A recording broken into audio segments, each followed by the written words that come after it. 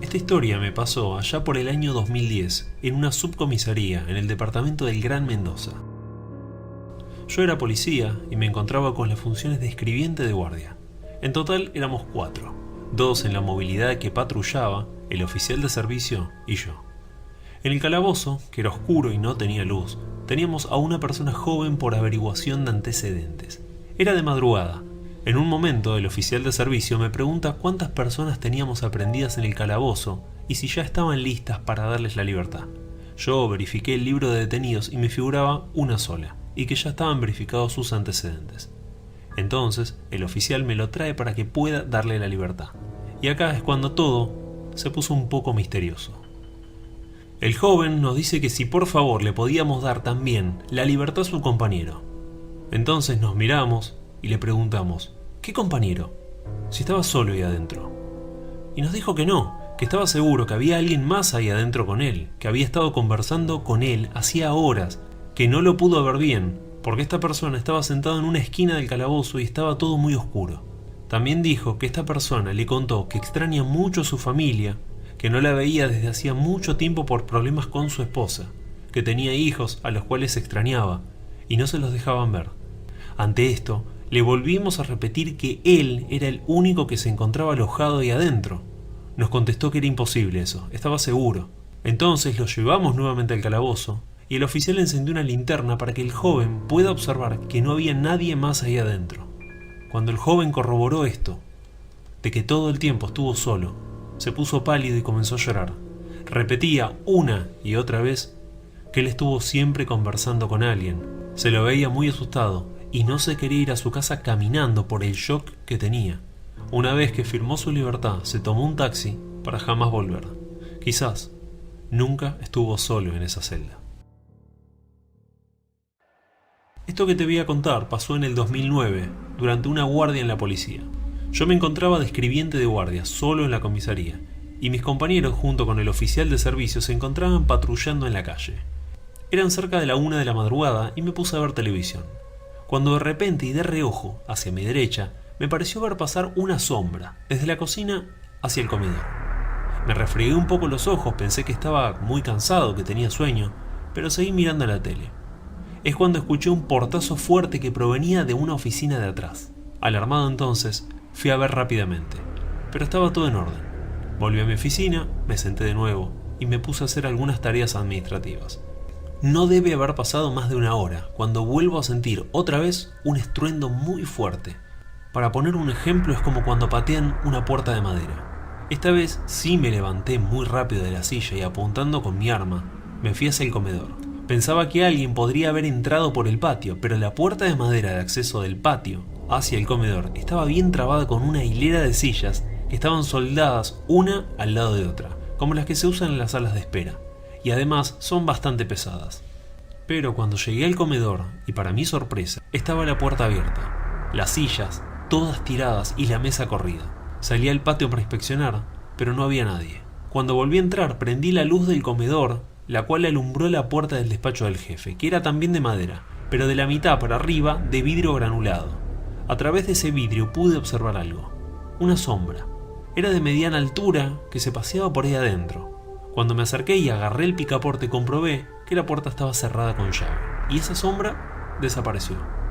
En ese momento golpearon la puerta de entrada, les abrí, y eran mis compañeros que llegaban con el móvil de patrullar. Les conté todo lo que me había pasado y mi compañera me dijo que le había pasado algo parecido. Noches anteriores escuchó golpes en la puerta, pero nada más. El oficial, en cambio, me dijo entonces que no me hiciera problema. Le habían contado vecinos de la zona que antiguamente ese lugar era una casa donde vivía una familia y que el despacho del jefe era la habitación de un niño de 12 años. Pero lamentablemente había muerto por una grave enfermedad. Quizás este chico, todavía perdido en esta dimensión, trata de buscar una luz que lo guíe al descanso eterno. Una noche del 2008, mi compañero y yo nos encontrábamos patrullando en el móvil. Eran como las 3:30 de la mañana, de una noche muy fría de invierno, cuando nos llaman por frecuencia y nos piden que por favor nos desplacemos hacia un cementerio de la zona, a verificar una situación con el sereno del lugar que se encontraba en problemas. Nos dirigimos hacia el cementerio, que por aquel entonces no tenía ningún tipo de iluminación en el interior. Este se encontraba sobre una calle muy oscura, que solamente era alumbrada por esas farolas con sombreros de lata y un cable que atraviesa de lado a lado de la calle. Cuando llegamos al lugar, se veía un grupo de jóvenes en la calle con el sereno, un hombre ya grande de edad. Al entrevistarlo, notamos que está asustado. Eso era raro en un sereno.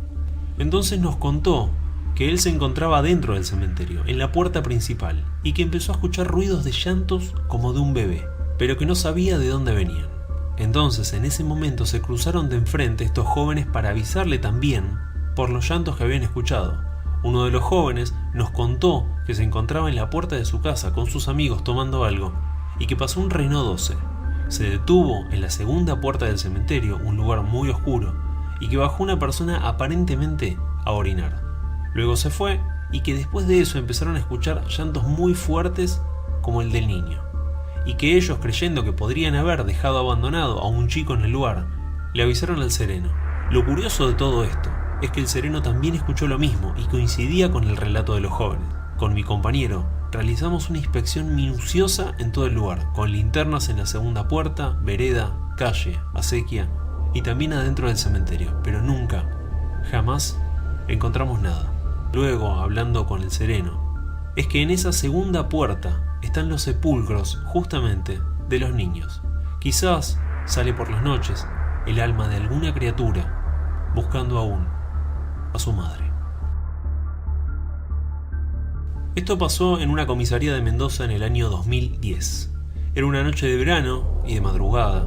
Yo me encontraba de licencia, pero me cuenta un compañero que en una de esas noches que se encontraba patrullando, es cuando por frecuencia escucha a una policía desde una comisaría pedir ayuda en reiteradas ocasiones, por lo que son desplazados él y otros móviles al lugar. Al llegar, encuentran todo abierto, con todas las luces encendidas, pero la oficial no se encuentra por ningún lado. Comienzan a llamarla y a buscarla, pero no respondía. De repente, este compañero mira hacia el frente, al cruzar la calle donde había una escuela. La chica estaba ahí, se encontraba muy asustada. Estaba dura de miedo contra las rejas. Ellos acudieron en su ayuda, pero esta policía estaba en shock y no podía pronunciar ni una sola palabra de lo que había pasado. Entonces la subieron a un móvil y se la llevaron para asistirla a un hospital. Con el paso de los días, esta policía cuenta que ella se encontraba sola en la comisaría realizando tareas administrativas y que escuchó ruidos en el patio. Fue a ver lo que pasaba y entonces sus ojos no daban crédito de lo que veían. Mientras que los perros de las casas de los alrededores ladraban enfurecidamente, en la pared del fondo vio cómo pasaba flotando lentamente una mujer vestida de blanco. La oficial le gritó que se detenga, qué era lo que estaba haciendo, que se identifique, pero lo único que logró fue que se detenga y voltee a mirarla. Era algo horrible, expresó.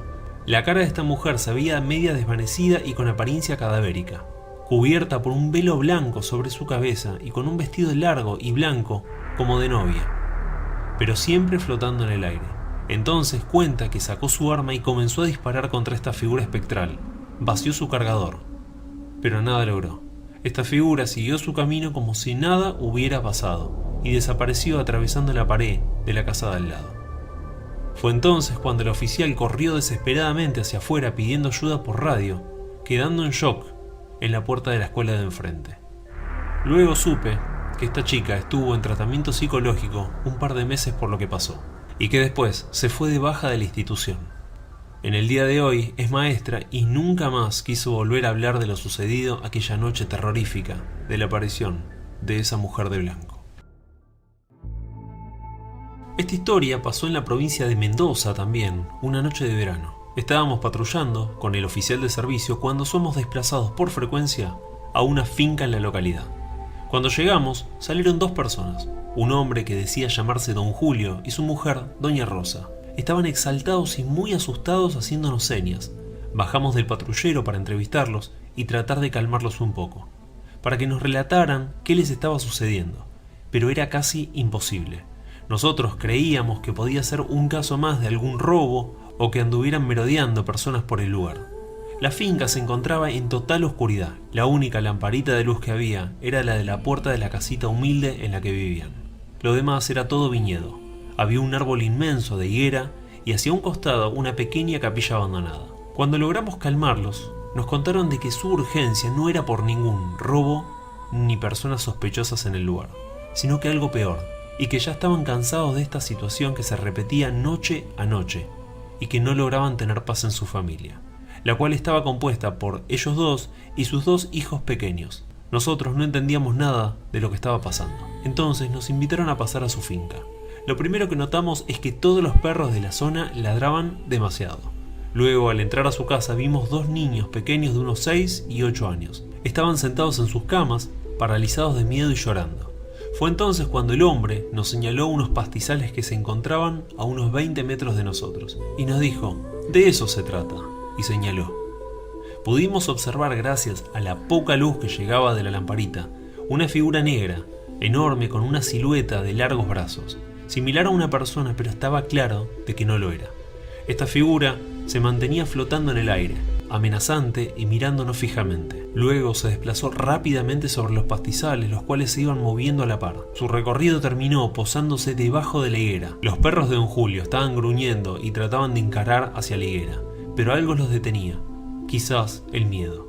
Con mi compañero estábamos muy atentos a esta situación y fundamentalmente queríamos cuidar la integridad física de esta familia. Pero en un arrebato de bronca, el hombre, don Julio, agarró un machete y salió a enfrentarlo, maldiciendo y diciéndole que se fuera, que los deje tranquilos. En ese momento, este ente se fue flotando raudamente hacia el fondo, hacia la única casa que se encontraba como a unos 100 metros nuestro, y desapareció en la oscuridad. Procedimos, entonces, a inspeccionar toda la zona con linternas para ver si encontrábamos algo más humano en el lugar, pero nada. Al rato se nos acerca otro hombre, que decía llamarse don Manuel y que vivía justamente en la casa de atrás, en esa que estaba a unos 100 metros, justo para donde se había ido esta figura espectral. Nos contó que había visto las balizas del móvil y que quería saber si sus vecinos estaban bien. Obviamente no le íbamos a contar toda la historia para no asustarlos, pero le dijimos que don Julio y su familia se encontraban bien y que solo estábamos verificando el lugar porque se escuchaban ruidos extraños. Don Miguel enseguida exclamó: claro, yo estaba en mi casa y mis perros se volvieron locos, gruñían y ladraban muchísimo, y en ese momento sentí ruidos muy fuertes en el techo y salí con mi escopeta. Lo que sé más extraño es que todas las noches pasa lo mismo. Yo igual no le tengo miedo, ya estoy acostumbrado. Ya cuando todo pasó, don Julio y doña Rosa nos contaron en una charla que todas las noches sucede lo mismo, que para ellos es el mismo diablo. Sus hijos juegan normalmente en el frente de la casa, bajo la luz de la lamparita, y este ente venía a atacarlos siempre, que sus perros los defendían y que él salía con su machete a espantarlo. Siempre se pone debajo de la higuera y luego, flotando, se retira velozmente por los fondos en la misma dirección. Pero una noche sintió gritar a sus hijos y vio a esta sombra cómo los envolvía. Agarró un palo que tenía en la mano, desesperado, y salió a su rescate espantándolo. Sus hijos lloraban y pudo observar que se encontraban con varios rasguños y moretones. Ante toda esta situación le preguntamos con mi compañero de por qué no se iban de ese lugar, pero nos respondieron que no contaban con dinero suficiente para poder mudarse, que ellos trabajaban de caseros hacía ya muchos años ahí y que no eran los dueños.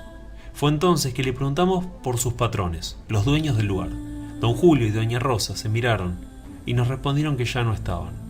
Nos contaron que hacía ya muchos años atrás, ahí en su casa, vivía una familia, los dueños de toda la finca, la cual estaba conformada por un hombre, su esposa y su hijo pequeño de unos 8 años, que en aquellos años se producía muchísimo vino y vivían muy bien económicamente, pero que después los negocios de la finca empezaron a ir muy mal, y que la mujer estaba sumida en una profunda depresión. Fue un día, cuando el hombre regresaba de sus labores diarios, no encontró a nadie en su casa. Entonces se le ocurrió ir a la capilla, que era también de su propiedad, pero para sorpresa de sus ojos, ahí estaban ambos, su mujer y su hijo de 8 años, que colgaban de un parante del techo de la capilla. Sumergido en su desesperación y tristeza por haber perdido a su mujer y a su hijo, buscó su escopeta, se dirigió nuevamente hacia la capilla y allí mismo se disparó, terminando así también con su vida.